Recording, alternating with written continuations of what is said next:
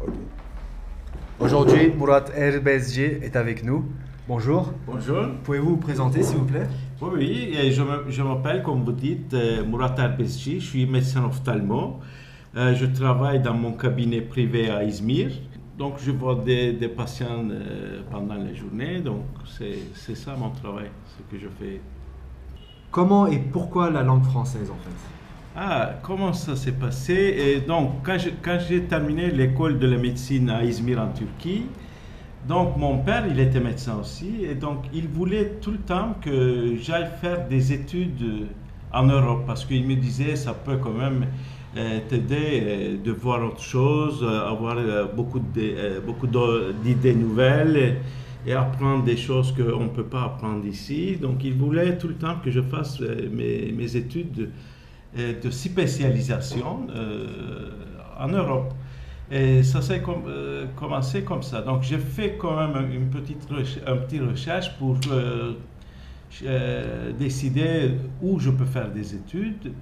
Et il y avait quand même une occasion de faire des études d'ophtalmo, parce que je voulais être ophtalmo, en France. Et à l'époque, j'ai discuté ça avec l'attaché culturel du centre culturel français d'Izmir. Donc, il m'a proposé d'aller voir, faire des études de français à Besançon. Parce qu'il y avait quand même un centre linguistique appliqué qui faisait des cours 8 heures par jour. Donc, c'était des cours très intensifs. Donc, comme j'étais pas très bien en français, et donc ça pouvait me permettre d'avoir comme un niveau de langue correct pour pouvoir faire des études de la médecine, de l'ophtalmo en France.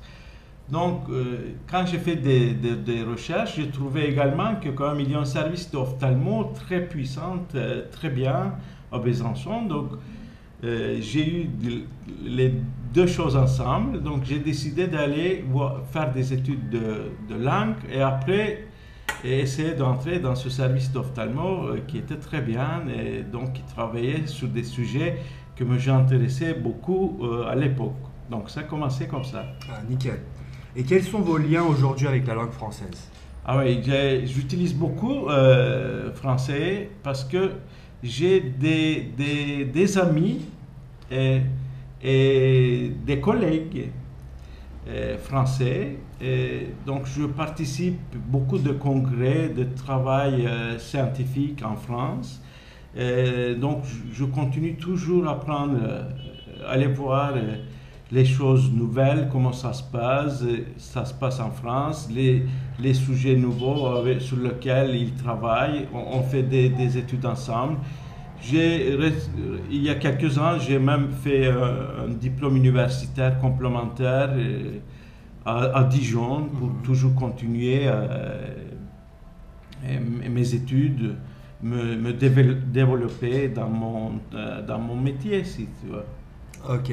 Et vous avez des souvenirs marquants liés à la langue française et à la culture française dans votre vie, comme ça, que Ah vous oui. pouvez partager avec nous? Ben oui, parce que comme je suis parti en France, donc d'abord je suis parti quand même dans un environnement assez international parce que quand on parle à un centre linguistique, donc il y a toujours des étudiants étrangers qui sont là pour apprendre un petit peu français. Donc cet environnement international est très agréable. Étant jeune, tout le monde est jeune, c'est très agréable. Est très agréable à vivre et à apprendre. J'ai commencé avec une bonne expérience. Ma vie, disons, la partie de ma vie en France, très agréable.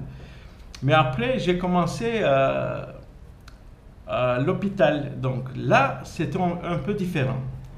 Parce qu'au début, euh, c'était vraiment difficile d'avoir des contacts parce que j'étais toujours pas aussi bien en français, donc c'était pas si facile d'avoir des contacts, des amitiés avec des autres qui travaillent dans l'hôpital. Donc je me sentais quand même un peu, comment dirais-je, Étranger. seul, étranger.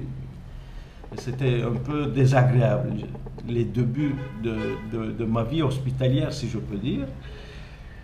Donc, mais ça s'est passé très rapidement à de très bonnes amitiés. Donc, j'ai eu de très bons amis français, qui sont toujours mes amis, très proches. C'est ce que j'ai remarqué, c'était pas très facile le premier contact avec les Français au début, mais une fois qu'on passe cette période, après c'est vraiment très chaleureux, très amical, on apprend beaucoup de choses, on peut partager beaucoup de choses.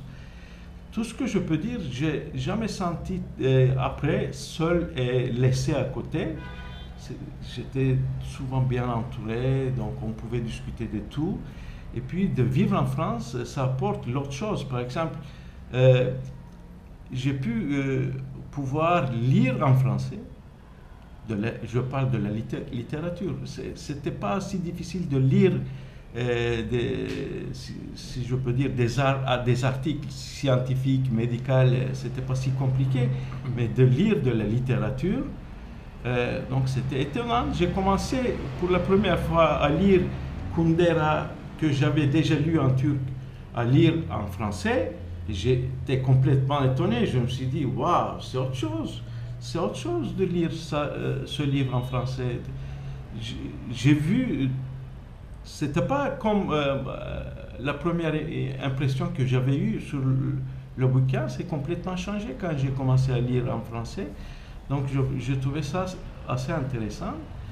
Et puis, quand même, j'aime bien la culture aussi en France, le savoir-vivre et tout. Donc, c'est très agréable. Ok. Merci beaucoup, Murat El Bezgi, pour ce superbe interview. C'est moi, merci beaucoup.